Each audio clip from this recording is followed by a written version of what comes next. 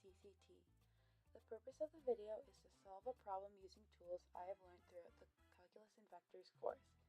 I will also be explaining how this problem can be solved through visuals and verbal explanations. The question I am solving is from the McGraw-Hill textbook in section 2.1 and page 84. It is question 12.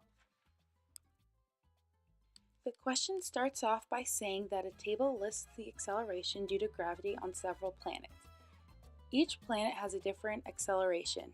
Then the question reads, the height, h, in meters of a free-falling object on any planet after t seconds can be modeled by the function h of t equals 0.5 gt squared plus k, where t is greater than or equal to 0. G is the planet's acceleration due to the gravity in meters per squared second, and k is the height in meters from which the object is dropped from a height of 250 meters on each planet listed in the table. Use the derivatives to determine the instantaneous rate of change of the height of the rock on each planet at t equals 4 seconds. Because we are given the accelerations of each planet, the function, the height, and a time, these key elements will help us use the derivatives to find the instantaneous rate of change. My plan to solve this problem is to start by substituting the height in meters from which the object is dropped from into the equation. I will then derive the function. Then, with the derived function, I will find the IROC by substituting the time, which is 4 seconds, and the acceleration of each planet into the function.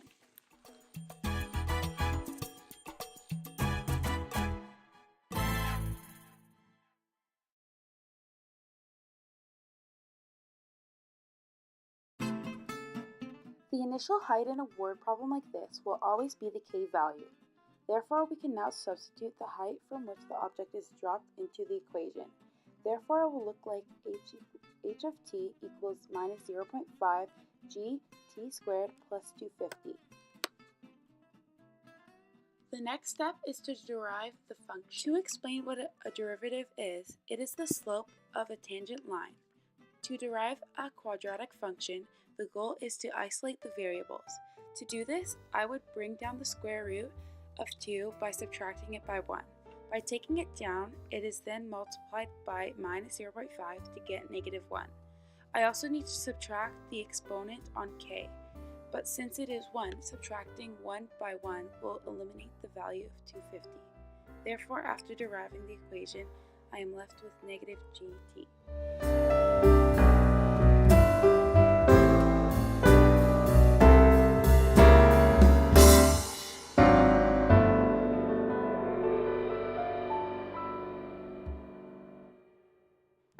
Since each planet had a different acceleration, I will have to use the derived function of negative gt and sub in the acceleration into g and the time, which is 4 seconds, into t. Since Earth's acceleration is 9.8 meters per second squared, I will put that into g and multiply negative 9.8 by 4. Therefore, the IROC is negative 39.2 meters per squared. I did this for all the other planets. Venus was negative 35.6 meters per squared, Mars was negative 14.8 meters per squared, Saturn was negative 42 meters per squared, and Neptune was negative 44.8 meters per squared.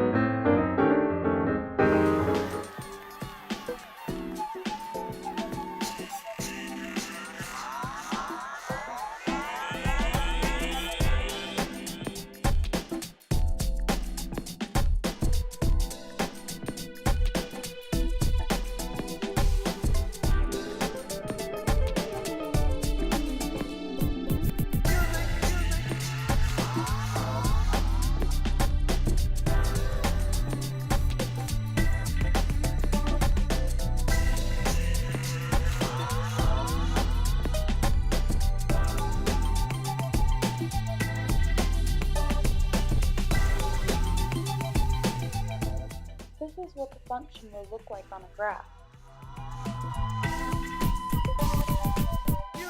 A pilot is a career for which they experience these types of problems. In order to take off, fly, and land safely, they need to carefully check the acceleration of the plane. They also use time to estimate their arrival time based on the plane's acceleration. Therefore, they can use derivatives to calculate these things even though they have machines to do it for them.